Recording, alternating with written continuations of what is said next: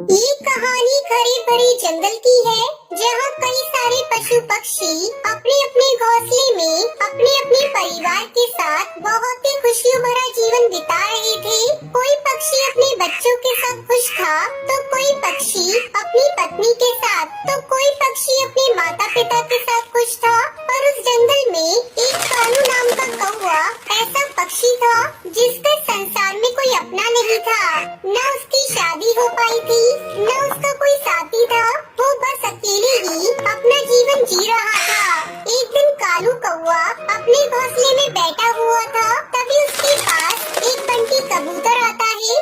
क्या हाल है कौवे भाई? अकेले बैठे बैठे क्या सोच रहे हो? कुछ नहीं कबूतर भाई, बस अपने जीवन का आनंद ले रहा हूँ। अरे कौवे भाई, आप भी कमाल करते हो। अकेले कैसे कोई जीवन का आनंद ले सकता है? बल्कि हम पक्षी तो अपने परिवार, अपने बच्चों, अपनी पत्नियों के साथ खुश रहते हैं।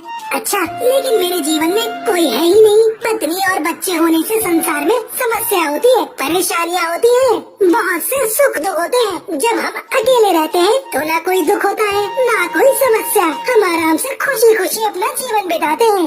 कौवे भाई, आपने केवल अकेले रहकर जीवन का आनंद लिया है ना, इसलिए आपको ये नहीं पता है कि शादी के बाद हम पक्षियों का जीवन कितना खुशहाल हो जाता है। हमें जीने के लिए एक नया अंदाज मिल जाता है। आज आप अपने इस अकेले सन्नाटे भरे जीवन को भूल जाएंगे जब आप मेरे साथ मेरे घोंसले में चलकर एक दिन बिताएंगे। सवेरे सवेरे पत्नी का वो प्यार से जगाना, रात में थके हारे घोंसले में आने के बाद जब पत्नी अपने हाथों से प्यार भरा भोजन बनाकर खिलाती है, उस प्यार भरे भोजन को खाकर सारे दिन की थकान दूर हो जाती है।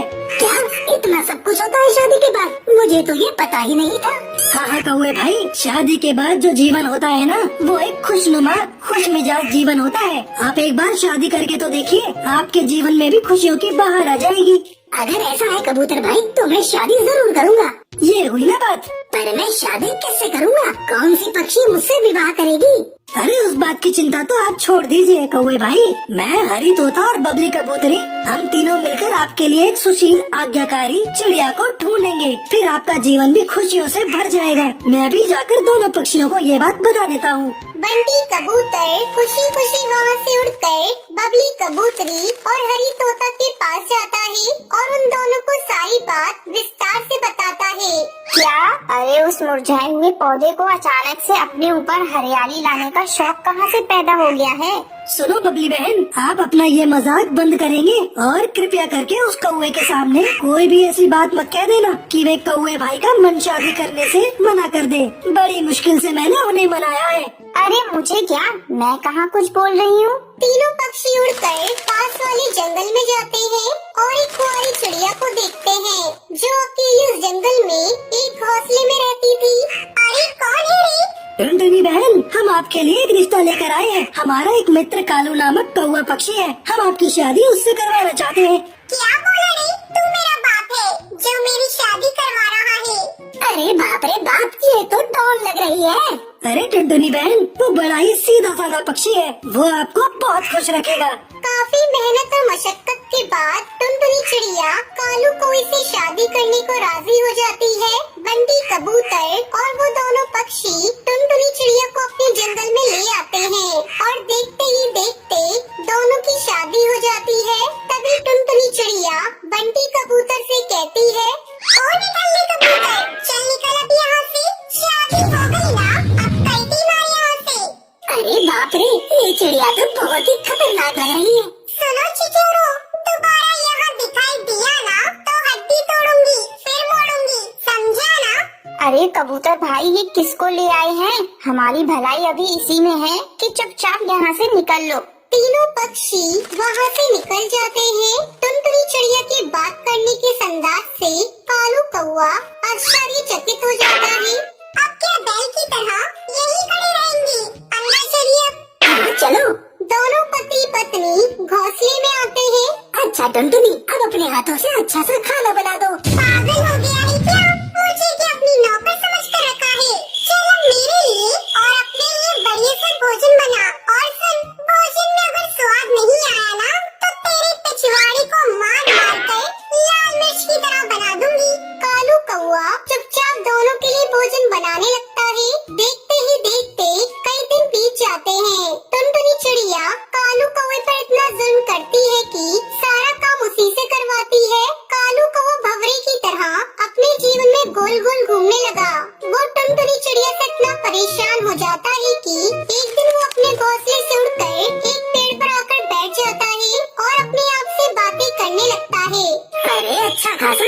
था, फंस गए शादी करके। तभी बंटी कबूतर और हरी तोता दोनों वहाँ से उड़ते हुए जा रहे थे। तभी वो कालू कौवे के पास आते हैं। क्या कौवे भाई, शादी के बाद मजे से कट रहा है ना आपका जीवन? अरे तेरे मजे की तो ऐसी की तैसी। कबूतर, ये किससे मेरी शादी करवा दी है तूने? अब तक ये समझ में नहीं आ रहा कि उस घोंसले में मेरी वो पत्नी है या मैं उसकी पत्नी हूँ। पूरे जीवन का सत्यानाश कर दिया तुम दोनों ने। आखिर में कालू कौवा अपनी पत्नी से परेशान होकर उस जंगल से चला जाता है और शादी न करने की कसम खाता है। टुनटुनी को बचपन से ही खाना बनाने का बहुत शौक था। उसके पिताजी कालू कौवा लोहे के औजार बनाने का काम करते थे। उसकी माँ सुंदरी फिर उन लोहे के औजारा बर्तनों को जंगल में बेच कर आती थी। टुनटुनी उनकी गोद ली हुई बेटी थी और वो सब नदी किनारे एक पेड़ की डाल पर रहा करते थे। टुनटुनी क्या कर रही है? कुछ खाने को बनाया है या नहीं? एक दाल से दूसरी दाल घूमकर भूख से आंतड़ियाँ सिकुड़ गई हैं। लो माँ, आज मैंने कुछ नया बनाया है। अरे तूने ये चावल में क्या डाल दिया है? ये बिरयानी है, मैंने आज ही सीखी है। अरे टुनटुनी बिटिया, जितना तू खाने पर ध्यान देती है, कुछ काम पर भी दिया कर। अरे जब देखो कुछ ना कुछ खाने को ही बनाती रहती है। 1-2 साल बाद तेरा ब्याह भी करना है, कुछ घर के काम भी सीख ले। ओहो, शर्मा गई। अच्छा चल जा बाहर भट्टी गर्म कर, लोहा पीटना है। सुंदरी, हमारी बेटी बहुत ही गुणवती है, हमेशा कुछ न कुछ बनाने की कोशिश करती रहती है। लेकिन हम लोग इतने रईस नहीं हैं, रोज इतना अच्छा अच्छा बनाकर खाएंगे तो कहाँ से आएगा? चिंता क्यों करते हो जी? सब बच्चों का भाग्य है, सब भगवान देगा। देख, मेरे बस की बात होती तो उसे 10वीं कराकर घर में नहीं बैठाता और आगे पढ़ाता। वैसे हमारी टुनटुनी जिस घर भी जाएगी स्वर्ग बना देगी, बस एक अच्छा सा लड़का मिल जाए। अरे हम नारियल के खोल में रहते हैं, लड़का भी तो ऐसा ही देखना पड़ेगा ना। जब कभी सुंदरी की तबीयत खराब हो जाती थी तो टुनटुनी भी कुछ औजार बेचने के लिए एक डाल पर बैठ जाती थी। एक दिन उसे वहाँ गोलू मिला। अरे टुनटुनी, तुम यहाँ क्या कर रही हो? मैं एक खुरपे दरात हंसियाँ बेच रही हूँ। लेकिन तुम तो पढ़ने में इतनी अच्छी थी, फिर क्या हुआ? यहाँ ये सब क्यों? ये हमारा पेशा है गोलू। मेरे पिताजी ने मुझे 10वीं पढ़ा दिया, वही बहुत बड़ी बात है। हम पक्षियों में वैसे चिड़ियाएं नहीं पढ़ाई जाती। अरे यही हमारा देश पीछे रह गया टुनटुनी। अच्छा ये बताओ, तुम रहती कहाँ हो? यही नदी के पीछे ही हमारा नारियल का घोंसला है। टुनटुनी, तुम्हें खाना बनाने का वैसे ही बहुत शौक है, क्यों न तुम पिज्जा पराठा बनाकर बेचो? ये कम लागत और कम मेहनत में बन जाता है और स्वाद तो पूछो ही मत। एक बार बनाकर तो देखो, लोहे के औजारों से भी ज्यादा कमाने लगोगी। क्या तुम मुझे इसकी सामग्री बता सकते हो? हाँ बिल्कुल, पर पहले तुम्हें मुझे अपने हाथों की बनी बिरयानी खिलानी पड़ेगी। कुछ दिनों बाद जंगल में तूफान आता है। कालू उस तूफान से बाल बचा, लेकिन उसके आधे शरीर ने काम करना बंद कर दिया। डॉक्टर को दिखाया तो उन्होंने कहा कि इन्हें चंपकवन के किसी बड़े अस्पताल में दिखाना पड़ेगा। अब बेचारी सुंदरी क्या करे? अब कौन औजार बनाए, कौन हथौड़ा चलाए? टुनटुनी की माँ, ऐसी जिंदगी से तो मर जाना अच्छा, मुझे जहर दे दो। ऐसा मत कहो, आप ठीक हो जाओगे। मैं आपको जंगल के अच्छे डॉक्टर को दिखाऊंगी। अरे लेकिन पैसा कहाँ से आएगा? जो जमा है, सोचा था टुनटुनी की शादी कर दूंगा, लेकिन अब मैं काम करने के लायक नहीं रहा।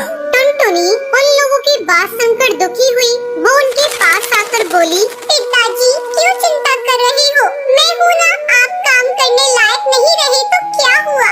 मैं और माँ है ना, आप बिल्कुल चिंता मत करो, हम जरूर कोई रास्ता निकालेंगे।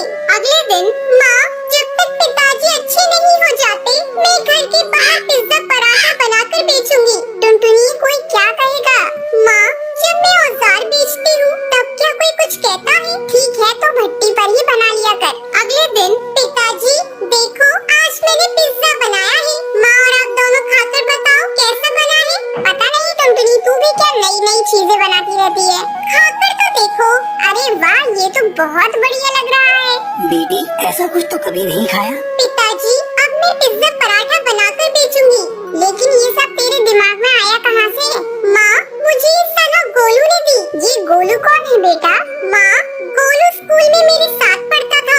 अब टुनटुनी लोहे की औजार की जगह पिज्जा पराठा बनाने लगी। जो एक बार उसके यहाँ पिज्जा खा लेता था, वो अपने आसपास के सब पक्षी से उसकी तारीफ करता। टुनटुनी के पास दूर दूर से क्रंची पिज्जा खाने के लिए आने लगे। अब उसके गरीबी के दिन जा चुके थे। सबसे पहले वो कालू को लेकर जंगल के बड़े अस्पताल में गई। ये बिल्कुल ठीक हो जाएंगे, लेकिन दवाइयाँ महंगी होंगी। कोई बात नहीं सर, बस मेरे पिताजी ठीक हो जाए, आप दवाइयाँ लिख दीजिए। माँ, इस पिज्जा ने तो हमारी जिंदगी ही बदल दी। माँ, मैं जंगल में पिज्जा हट बनाना चाहती हूँ। ठीक है टुनटुनी, जैसा तुझे सही लगे वैसा कर। टुनटुनी ने अपना पिज्जा हट खोला। वो दिन रात तरक्की करने लगी। जैसे जैसे आमदनी बढ़ती रही, टुनटुनी ने सबसे पहले अपने लिए एक पक्का घोंसला खरीदा।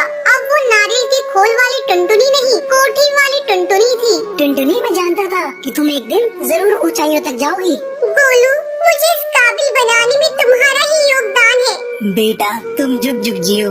बेटा, ये तो बहुत खुशी की बात है कि तुम उसके मार्गदर्शक हो। तुम उसे हमेशा खुश रखोगे। उन दोनों की शादी हो गई और फिर वो दोनों मिलकर पिज्जा का काम कर।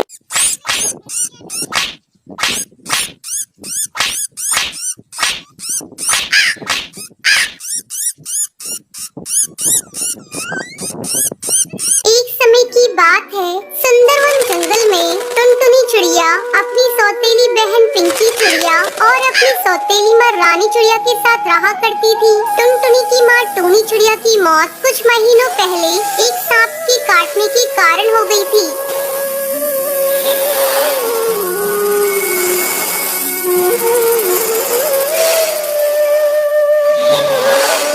बंटी कबूतर एक विधवा चिड़िया से शादी कर लेता है। पिंकी चिड़िया उसी की बेटी थी। पिंकी चिड़िया टुनटुनी पर बहुत अत्याचार करती थी। एक दिन टुनटुनी खाना पका रही थी, तभी पिंकी वहाँ आती है और टुनटुनी से कहती है, मैंने तुझसे चाय मांगी थी, तूने अभी तक मुझे चाय नहीं दी। दीदी, ये देखो, मैं चाय ही बना रही हूँ। जैसे ही चाय उबल जाएगी, मैं आपको लाकर देती हूँ। थोड़ी देर बाद टुनटुनी चाय लाकर पिंकी को देती है। चाय पीते ही पिंकी टुनटुनी पर चिल्लाने लगती है, ये तूने चाय कैसी बनाई है? इसमें तो चीनी बिल्कुल नहीं है, ले इसे तू ही पी ले। इतना कहकर वो उस चाय के प्याले को फेंक देती है। पिंकी चिड़िया का गुस्सा देखकर टुनटुनी रोने लगती है।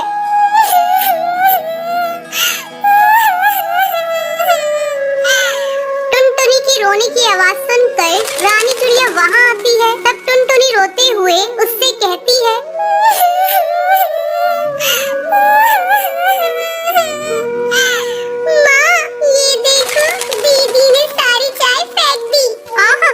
टुनटुनी, तू मेरी बेटी की शिकायत मुझसे मत किया कर। चल अब चलकर सफाई कर। टुनटुनी को पूरा घोंसला साफ करना पड़ता है।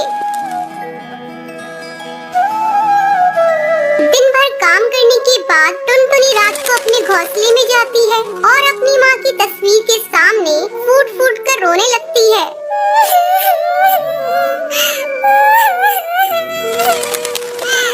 माँ, तुम मुझे छोड़कर कहाँ चली गई? पिंकी चिड़िया मुझे बहुत सताती है। पापा भी अब मुझसे पहले की तरह प्यार नहीं करते। वो रोते रोते सो जाती है। अगले दिन पिंकी चिड़िया स्कूल जाने के लिए तैयार हो रही थी। अरे महारानी, मेरा स्कूल ड्रेस कहाँ है? तूने प्रेस तो कर दिया है ना? पिंकी के चिल्लाने की आवाज सुनकर टुनटुनी वहाँ आती है और कहती है, नहीं दीदी, कल मेरा हाथ रोटी बनाते समय जल गया था, इसलिए मैं प्रेस नहीं कर पाई। तू खा खा कर मोटी हो गई है, तुझे चर्बी चढ़ गई है, अब तुझसे कोई काम नहीं होता। माँ, इसे अभी इसी वक्त घर से बाहर निकालो, अब ये हमारे किसी काम की नहीं। तब रानी चिड़िया पिंकी से कहती है, बेटा, अगर हम लोगों ने इसे घर से बाहर निकाल दिया तो इसका बाप हम लोगों को भी घर से निकाल देगा। इसका दूसरा इलाज है मेरे पास। इसी तरह कुछ दिन गुजर जाते हैं। अब रानी चिड़िया टुनटुनी को खाने के लिए बहुत थोड़ा सा खाना देती थी। धीरे धीरे टुनटुनी कमजोर होती जा रही थी। एक दिन रानी चिड़िया टुनटुनी से कहती है, टुनटुनी, जब कुएं से पानी भर ला, पीने का पानी खत्म हो गया है। माँ, मैं कुएं से पानी कैसे निकालूंगी? मैंने कभी कुएं से पानी नहीं निकाला, मैं कुएं में गिर जाऊंगी। तू डरती क्यों है? तेरे साथ पिंकी चिड़िया भी जा रही है। हिम्मत करके टुनटुनी पानी भरने के लिए कुएं पर जाती है। जैसे ही वो कुएं से पानी निकालने लगती है, पिंकी चिड़िया उसे कुएं में धक्का देने के लिए जाती है। पिंकी चिड़िया का बैलेंस बिगड़ जाता है